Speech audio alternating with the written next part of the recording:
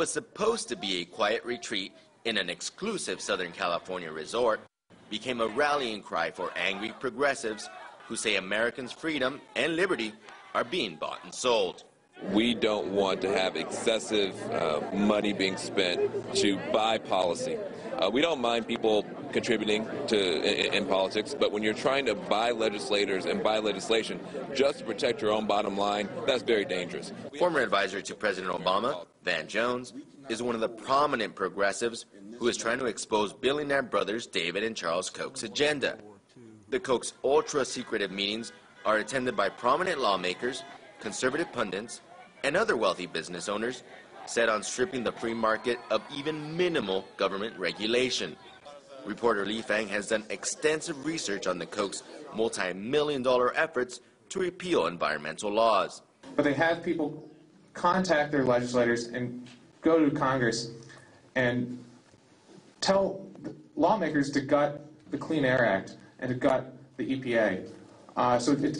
Unfortunately, he spends most of his money on manipulation and fear because it comes back to his bottom line. The Koch brothers are major funders of conservative think tanks and activist groups like Americans for Prosperity, which helped mobilize Tea Party groups to the tune of $40 million in the 2010 campaign. This weekend's strategy meeting was a victory lap of sort, following a GOP takeover of the House of Representatives. They're polluting our democracy, and these people are saying that's unacceptable. Now activists are trying to take on the Kochs head-on to stop what they say is an agenda to transform America into a right-wing-led third world, where corporations, not the people, reign supreme. We will not live on a national plantation run by the Koch brothers. We're not going to do that. 25 people were arrested, but this simply motivated the crowd of fed-up liberals.